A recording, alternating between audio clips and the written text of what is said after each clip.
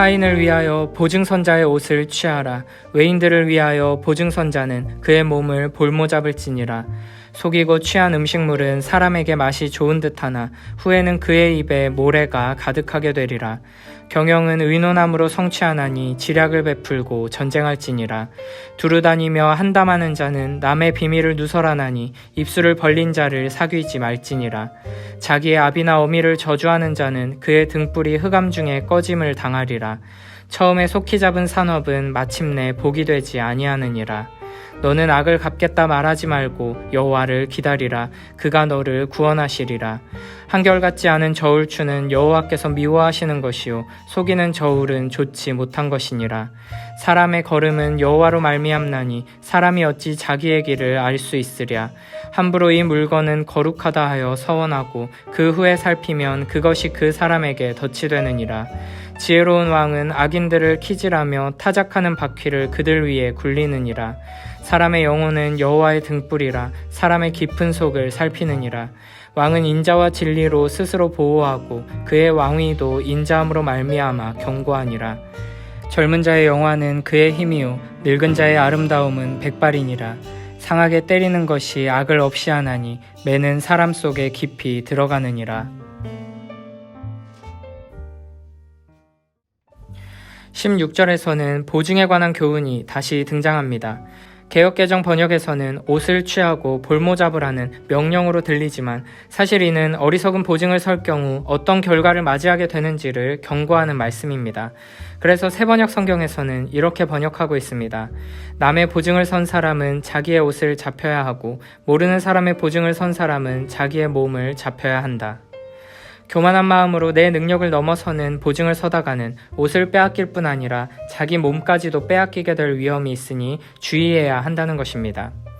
17절에서는 속이고 취한 음식물은 사람에게 맛이 좋은 듯하나 후에는 그의 입에 모래가 가득하게 되리라고 말씀하십니다. 속이고 취한 음식물은 불의한 소득을 의미합니다. 이는 악하고 거짓된 방식으로 얻은 이득이나 폭력적인 방식으로 취한 이득뿐 아니라 땀 흘려 일하지 않고 얻은 이득과 정당한 대가 이상으로 얻은 이득을 말합니다. 세상의 기준으로 보면 이런 불의한 소득은 행운이라고 불리기도 하며 좋은 것으로 여겨집니다. 그러나 하나님께서는 불의한 소득이 지금 당장은 즐거움을 줄지 모르지만 달콤할 줄 알았던 그 음식이 입속에서 모래로 바뀌게 될 것이라고 경고하십니다. 18절에서는 경영은 의논함으로 성취하나니 지략을 베풀고 전쟁할지니라 라고 말씀하십니다. 어떤 계획을 세웠다면 혼자 생각대로 결정하고 움직일 것이 아니라 함께 의논해서 지혜롭게 결정하고 바르게 행해야 한다는 것입니다. 지략을 베풀고 전쟁하라는 말은 전쟁에서 승리하기 위해서는 지혜로운 모사의 도움을 받아야 한다는 것입니다. 전쟁 같은 이 땅에서의 삶을 살아가는 데 있어서도 우리 앞에 놓인 영적인 전쟁을 치르는 데 있어서도 우리는 나의 생각대로 나아가서는 안 되고 항상 우리의 참된 모사 되신 예수 그리스도의 인도하심을 받아 그 지혜를 의지해 나아가야 할 것입니다. 19절에서는 이렇게 말씀하십니다. 두루 다니며 한담하는 자는 남의 비밀을 누설하나니 입술을 벌린 자를 사귀지 말지니라. 아멘. 19절은 다른 사람에 대해 험담하는 행위를 하는 자는 벗으로 사귀지 말라고 경고합니다. 험담은 관계를 망쳐버릴 뿐 아니라 공동체 안에 다툼이 끊이지 않게 만드는 원인이 되기도 합니다. 그러므로 우리는 누군가에 대해 험담하지 않도록 주의해야 하고 주변에 험담하는 자가 있다면 결코 그 악한 말에 동조해서는 안 됩니다. 20절에서는 부모를 저주하는 자는 가장 어두운 흑암 중에서 그의 등불이 꺼지게 된다고 말합니다. 부모를 공경하는 것이 곧 하나님을 경외하는 것과 직접적으로 연결되어 있는 것처럼 부모를 저주하는 것은 곧 하나님을 저주하는 것과 마찬가지입니다. 그래서 출애굽기 21장 17절이나 레위기 20장 9절에 보면 구약 율법에서는 부모를 저주하면 사형에 처하도록 하십니다. 21절에서는 처음에 속히 잡은 산업은 마침내 복이 되지 아니한다고 말씀하십니다. 여기서 처음에 속히 잡은 산업이라는 것은 급하게 모은 재산을 말합니다. 충분히 고민하고 노력한 뒤에 얻은 성공이 아니라 일을 시작하자마자 큰 성공을 이루는 것이 지금 당장은 복인 것처럼 보이지만 결국에는 독이 되어 인생을 망가뜨릴 수 있다는 것을 경고하십니다. 21절의 이 교훈을 20절과 연결해서 생각하면 처음에 속히 잡은 산업은 부모로부터 받은 유산에 대한 교훈이라고 할 수 있습니다. 그러니까 부모의 유산을 성급하게 획득했다 하는 것은 부모를 저주하는 자가 부모를 죽은 사람 취급하면서 그 유산을 빼앗아가는 모습을 묘사하는 것입니다. 이는 누가복음 15장에 나오는 예수님의 비유 속에서 아버지에게 유산을 달라고 요구했던 둘째 아들을 생각나게 합니다. 우리는 지금 당장 내 눈앞에 보이는 물질과 성과들이 가장 큰 복이라고 착각할 때가 있습니다. 그래서 항상 우리와 함께 하시는 하나님을 무시하면서 하나님에게 있는 보물만을 원하는 어리석고 악한 모습을 보일 때가 있습니다. 그러나 지금 재물을 얻게 되고 큰 성공을 이루는 것이 당장은 좋아 보일지 모르지만 결국에는 복이 되지 않을 수 있다는 것을 잊지 말아야 합니다. 신앙을 막 시작했을 때, 신앙이 어릴 때에는 하나님께서 기도하는 대로 응답해 주시고 눈에 보이는 축복을 손에 쥐어 주실 때가 있습니다. 그러나 하나님께서 궁극적으로 우리에게 주시려는 것은 하나님 자신입니다. 그렇기 때문에 하나님께서는 우리에게 고난도 주시고 어려움도 주시면서 우리로 하여금 더욱더 간절하게 주님을 찾고 의지하며 주님을 경험하고 알아가도록 인도하십니다. 이런 과정 속에서 하나님을 더욱 사랑하며 하나님과 친밀한 관계를 맺는 것이 진정한 축복입니다. 이것을 아는 것이 믿음이고 지혜입니다. 그러나 어리석은 자는 하나님이 아닌 하나님으로부터 오는 무언가를 목적으로 삼고 추구하며 살아갑니다. 그런 사람은 결국에는 그의 등불이 꺼지는 것을 경험하게 될 것입니다. 22절에서는 이렇게 말씀하십니다. 너는 악을 갚겠다 말하지 말고 여호와를 기다리라. 그가 너를 구원하시리라. 아멘. 하나님께서는 악한 자들에게 큰 피해를 받거나 억울한 일을 당했을 때 자기 힘으로 심판하려 하지 말고 복수하지 말라고 말씀하십니다.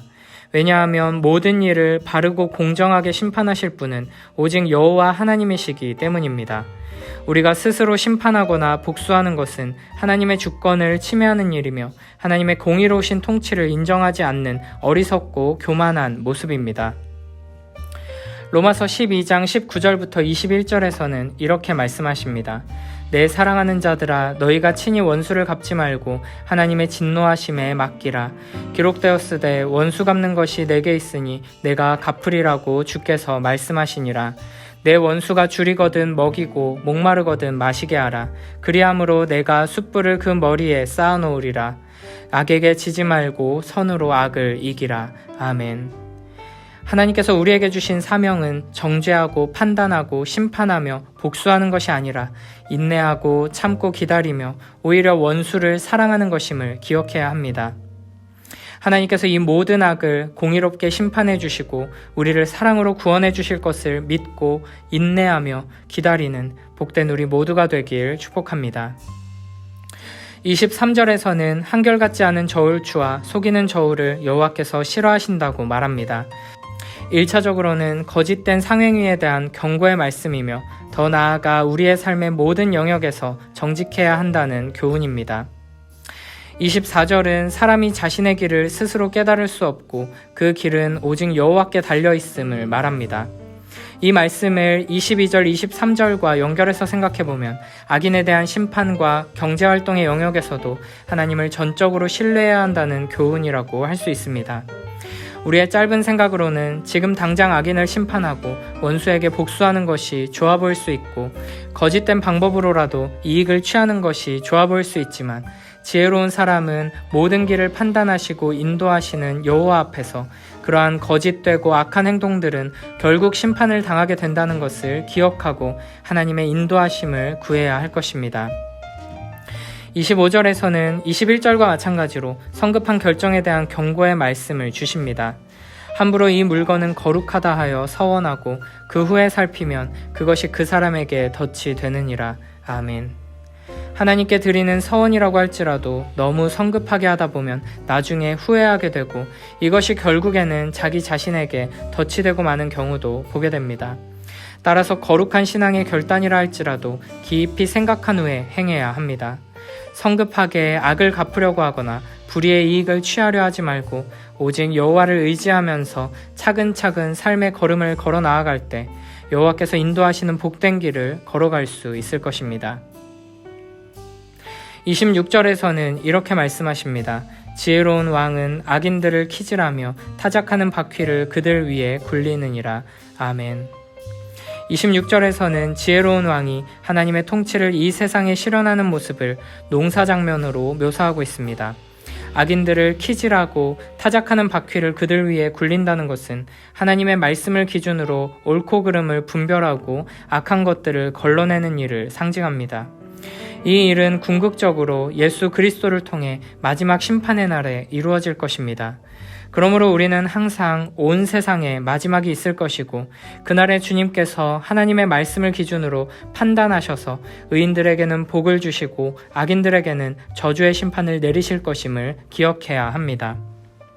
그리고 때로는 이 땅에서 사는 동안에 우리가 하나님의 통치를 대신하는 자로서 선과 악을 분별하고 과감하게 악을 끊어내는 결단을 내려야 할 때가 있다는 것을 알아야 합니다. 최후의 심판을 기다리기만 하며 사는 것이 아니라 하나님의 말씀 위에 굳게 서서 악을 분별하고 끊어내는 과감한 조치를 취해야 할 때도 있다는 것입니다. 그런 순간이 오면 세상을 두려워하고 사람들을 두려워해서 우유부단해지지 않도록 주의해야 하고 교만한 마음으로 고집을 부리지 말고 오직 세상을 심판하시는 주님을 바라보며 정의를 행하시는 주님을 본받아 바르게 판단하고 단호하게 죄악된 일들을 끊어낼 수 있어야 합니다. 바른 판단력과 결단력이 필요한 상황이 되었을 때 죄악을 바르게 분별하고 악한 자들을 끊어내는 지혜를 우리에게 주셔서 나의 삶과 공동체와 이 세상 속에 지혜로운 왕이신 하나님의 통치를 온전히 드러내는 우리 모두가 되길 축복합니다. 27절에서는 사람의 영혼은 여호와의 등불이라 사람의 깊은 속을 살피느니라 라고 말씀하십니다. 여호와 하나님께서는 사람에게 호흡을 주셨는데 그 호흡은 여호와의 등불과 같은 역할을 합니다. 호흡이 사람 속에 들어가고 나오는 것처럼 여호와의 등불이 사람의 속을 비추면서 그 내면을 감찰하고 판단한다는 것입니다. 그렇기 때문에 이 땅 가운데 하나님의 통치를 실현하는 지혜로운 왕으로서 영광스러운 삶을 살아가기 위해서는 모든 사람의 깊은 속을 살피시는 하나님의 지혜를 힘입어야 하는 것입니다. 28절에서는 왕은 인자와 진리로 스스로 보호하고 그의 왕위도 인자함으로 말미암아 견고하다고 말합니다. 인자와 진리 그리고 인자함은 하나님의 성품과 속성을 의미합니다. 그러므로 왕이 인자와 진리로 스스로 보호하고 인자함으로 말미암아 견고하다고 하는 것은 자기의 힘과 능력으로 왕위를 세우고 보존한다는 것이 아니라 하나님께서 친히 왕위를 세우시고 보호해 주신다는 것입니다.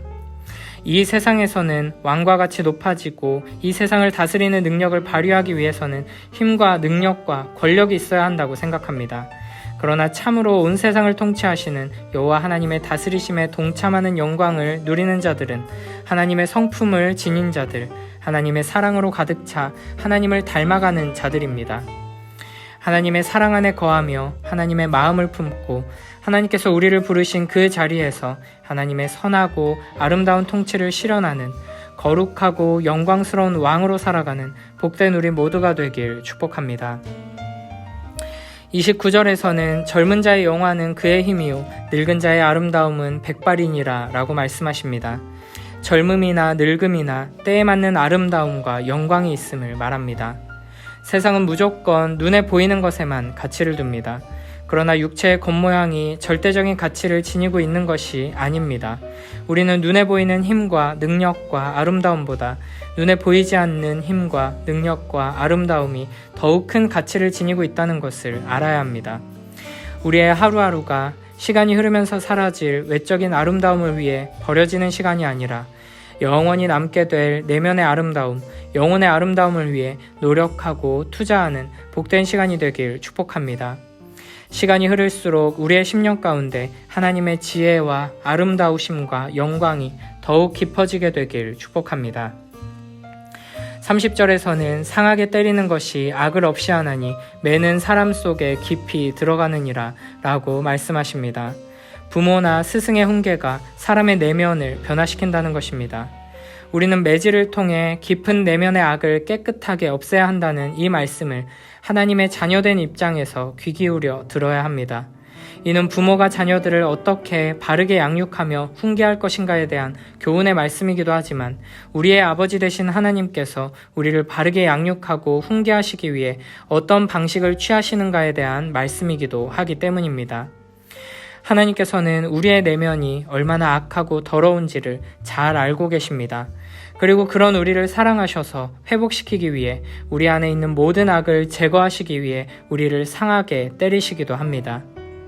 사실 우리 안에 가득한 죄는 매질 정도로 해결될 문제가 아니었습니다.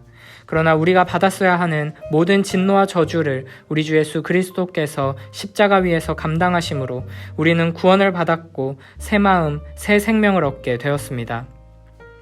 그래서 이제 하나님께서는 우리에게 죽음의 심판을 내리시지 않으시고 그저 자녀를 살리기 위한 회초리를 드실 뿐입니다. 물론 가장 좋은 것은 부드러운 지혜의 말씀을 듣고 그 말씀을 따라 빚어져 가는 것입니다. 그러나 우리의 삶에 고난과 어려움이 몰려온다고 하더라도 하나님께서 우리를 상하게 때리시는 것 같은 그 순간에도 하나님께서 우리를 미워하시는 것이 아니라 우리의 죄악을 없애시고 우리를 한 단계 더 성장시키시기 위해 사랑으로 인도하시는 과정이라는 것을 우리는 항상 기억해야 합니다. 고린도후서 4장 16절 17절에서는 이렇게 말씀하십니다. 그러므로 우리가 낙심하지 아니하노니 우리의 겉사람은 낡아지나 우리의 속사람은 날로 새로워지도다. 우리가 잠시 받는 환난에 경한 것이 지극히 크고 영원한 영광에 중한 것을 우리에게 이루게 함이니 우리가 주목하는 것은 보이는 것이 아니요 보이지 않는 것이니 보이는 것은 잠깐이요 보이지 않는 것은 영원함이라. 아멘. 비록 우리의 겉모습은 점점 약해지더라도 하나님의 사랑의 손길 아래 있는 자들은 그 속사람이 날로 새로워진다는 것을 항상 기억하며 예수 그리스도의 상처를 통해 우리를 치유하시고 새롭게 하시는 하나님의 손길을 신뢰하며 의지하는 복된 우리 모두가 되길 축복합니다.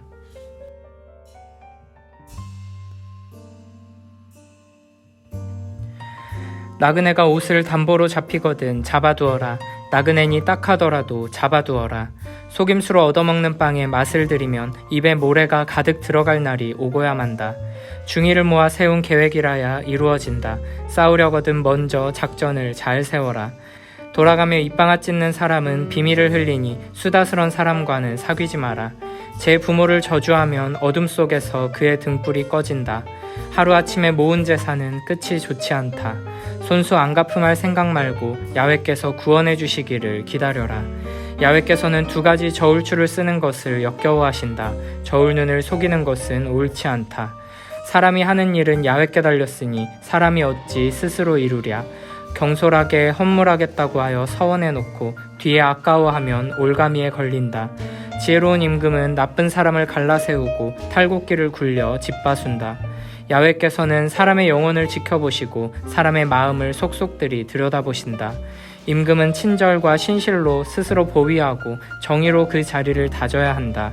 젊은이의 자랑은 힘이요 늙은이의 영광은 백발이다. 상처나게 맞아야 나쁜 생각이 씻기고 매를 맞아야 마음속이 맑아진다.